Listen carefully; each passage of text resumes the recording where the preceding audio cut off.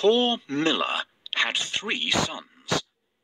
When he died, all that he left behind was a mill, a donkey, and a cat. Well, since I'm the oldest, said his first son. I'll take the mill. The second son quickly added, and I'm next. I'll take the donkey. They looked at their younger brother, Marquis. How lucky you are! You shall have the cat, the brothers said, and laughed out aloud. The poor fellow shook his head as his brothers left. It was not fair at all. My brothers can make a fine living with a mill and a donkey, but what about me? I'm stuck with Puss, said Marquis, wringing his hands in despair. Puss had been listening. He stretched and yawned loudly. Now, you won't have to worry when I'm around. All I need is a bag and a handsome pair of boots, and I'll be able to take care of us both. Sure you will, thought Marquis. But to be fair, he had seen Puss use many tricks to catch mice and rats. If nothing else, they wouldn't go hungry. Our father left us some property in his will. I can't help thinking that it's been divided unfairly. Do you remember what I got? My father has left me this cat. What am I supposed to do with it? You don't have to do anything with me. A talking cat? Did I really hear you speak, or am I dreaming? My dear master, please don't think that I'm useless. Just wait and see what I do, and you'll be happy that I belong to you. How can I be happy when I've only got a cat and nothing else? You will understand soon. But first, can you get me a pair of boots and a sack? Did you forget that I don't have any money? See if you can find a sack here. We'll get the cobbler to make you a pair of boots. Thank you. That's exactly what I need. Now that we have the sack, let's go and get a pair of boots from the cobbler. Found a sack? You're a smart fellow. Come, we'll go and see the cobbler. I'll pay him for the boots later. Yes, this is the cobbler's workshop. I can get my boots here. This is the last pair of boots I have. Let it bring you luck. Thank you. These boots suit me perfectly. Soon the cat was given his own pair of boots and the new bag that he had asked for. The boots fitted him perfectly, and he looked very smart. Puss packed a juicy cabbage and some bran in the bag, and slung it around his neck. He polished his whiskers and set out. Puss headed straight to a spot where there were plenty of rabbits. He had a great plan in mind. Puss opened the bag wide and hid behind a tree. Soon a rabbit came hopping by. He saw the cabbage and leapt straight into the bag. Whoosh! As quick as the wind, Puss grabbed the bag and tied it closed with a piece of string. With the rabbit in his bag, Puss walked straight over to the king's palace. He bowed low and presented him with the rabbit. Your Majesty, said Puss in Boots in a royal voice. This humble gift comes from my master, Lord Marquis of Carabas. This was a fancy name that Puss had chosen for his master. What a thoughtful gift, said the king, who loved roasted rabbit. The next time, Puss managed to catch a brace of partridges and took them once again to the king. This is wonderful. Tell your master I'm very pleased, said the king, who loved partridge stew even more. This went on for 2 months. Puss was becoming an expert at catching game, and the king was getting plumper. First, I need a bait for the rabbit. what do you think rabbits love to eat? This is exactly what we need. No rabbit can resist the smell of a fresh cabbage. Get ready. When the rabbit comes closer, catch it. Got you. Thanks for your help. I will take this rabbit to the castle and offer it to the king. Puss knew a lot of things. He was such a clever cat. For instance, he knew just when and where the king would be out riding in his carriage with his daughter. I think that the Marquis and I should go out for a walk today, thought Puss one sunny Saturday. Puss took Marquis down to the riverside and spoke to his master.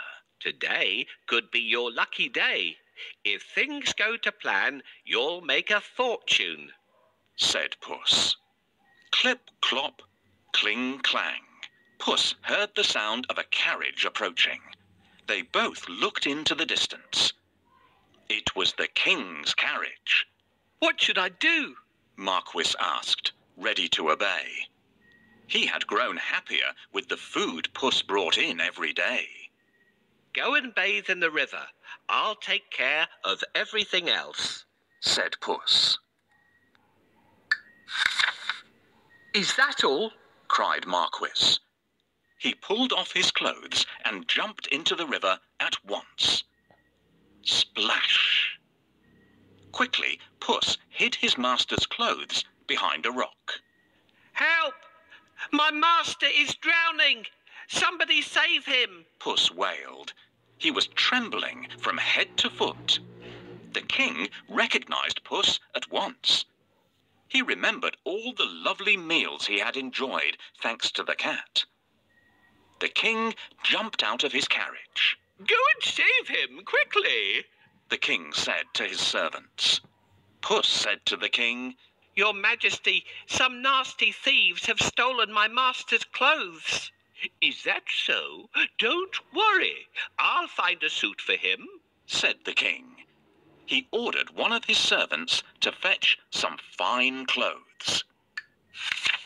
Soon Marquis was pulled out of the water, and the king's servant handed over a handsome suit for him to wear. As soon as Marquis put on those clothes, he looked just like a prince. He stood tall and handsome, and smiled shyly at the princess. Surprise, surprise, the princess fell head over heels in love with Marquis.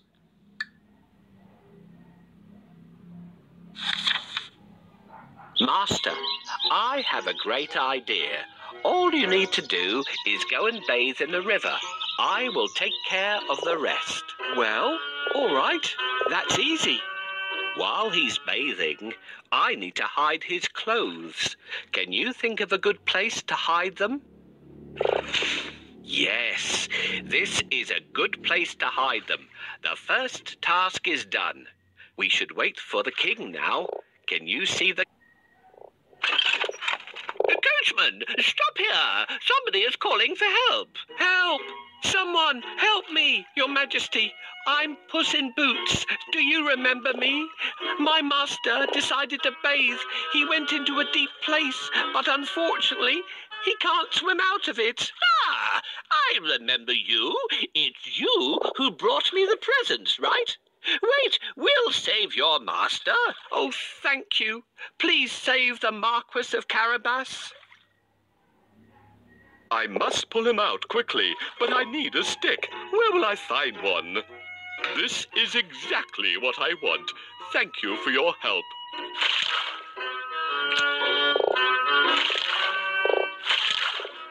Here you are, dear Marquis of Carabas, safe on land again. Your Majesty, while my master was swimming, his wonderful suit has been stolen. Now he has no clothes to wear. I'll order one of the best suits to be sent from the royal cloakroom for your master. Thank you for your help.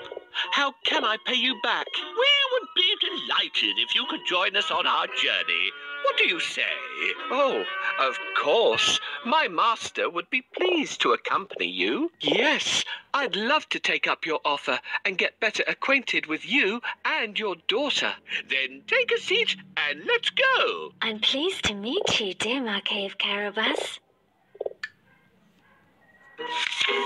Puss grinned. Things were going just as he had planned. But he had more work to do.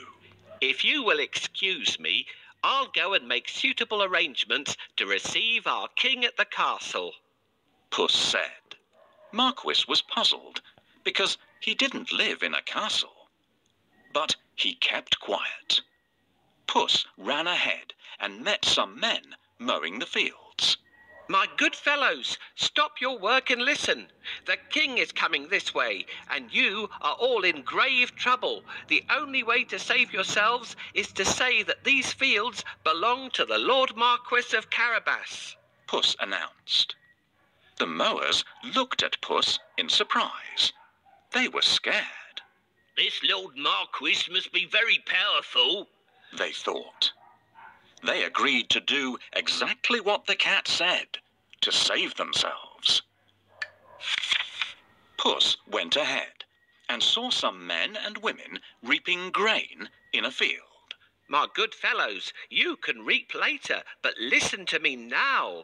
The king is coming this way, and he'll make mincemeat of you unless you say that these fields belong to the Lord Marquis of Carabas. Puss announced. The reapers were very puzzled, but they definitely did not want to become mincemeat. They promised to tell the king that the fields belonged to nobody but Lord Marquis of Carabas. Puss went ahead and warned everybody to tell the king that the land belonged to Lord Marquis.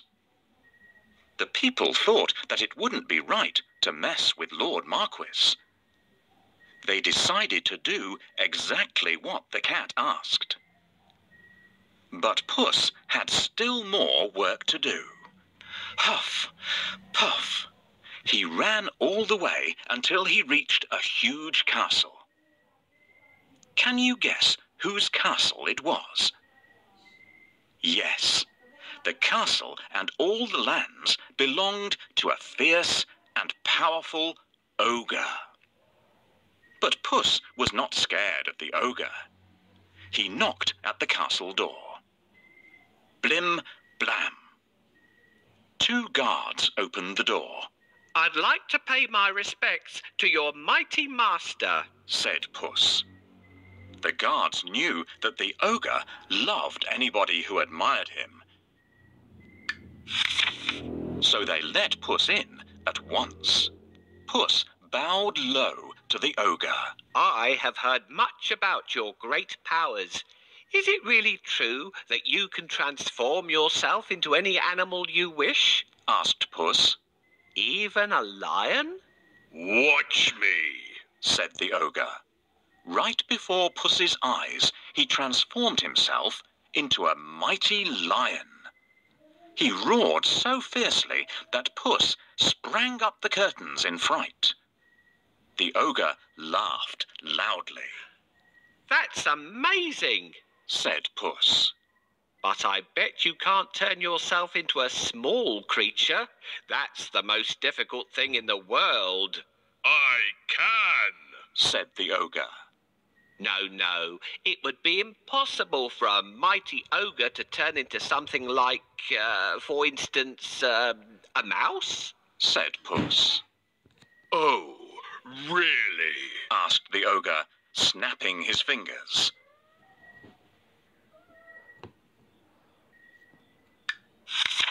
Boom! The ogre became a tiny mouse and scurried across the room. Quick as lightning, Puss pounced on the mouse and ate it in one gulp. Puss licked his lips. He clapped his hands 3 times and summoned all the people living in the castle. The ogre is no more, Puss announced. Will you accept Lord Marquis of Carabas as your master? He is kind and just, good and generous. The guards, maids, cooks, servants, and everyone else in the castle looked at Puss in surprise. But they nodded at once. They had never really liked the ogre anyway. Puss ordered everyone to prepare a feast for Lord Marquis and his very special guest, the king himself.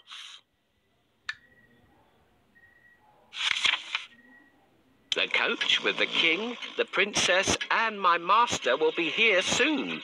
I have to wake up the ogre right away. I don't think we would wake him up this way. It looks like this noise isn't enough to wake him up. The ogre still sleeps soundly and has terrible ogre dreams. What? Who woke me up? What are you doing here, cat? How dare you disturb me? I have heard that you are a master of magic and can turn into any animal. Is that true? That's true indeed. I can prove it if you have any doubt. I would like to see. Can you do it?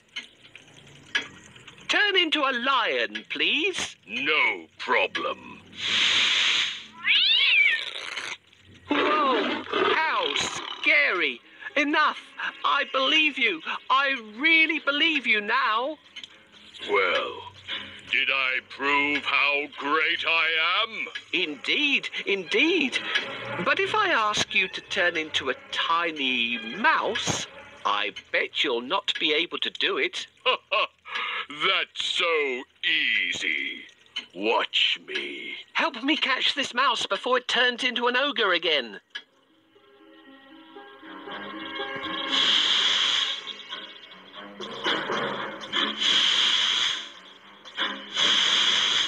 You can't hide from me. Here I come. Hooray! Now my master owns this castle. I'm smart and handsome. I'm the one and only Puss in Boots. Meanwhile, the king travelled through the countryside, speaking to the people. He was very surprised to learn that almost all the land around him belonged to the young man by his side. When the king's coach finally reached the castle, Puss ran out to welcome them. Welcome to our humble abode, Puss said to the king. The king gulped. The castle was bigger and even more stunning than his own. Puss led them straight to the huge dining hall. The table groaned with the weight of roast chicken, rabbit stew, mince pies, smoked duck, and hundreds of other dishes. The king was in seventh heaven.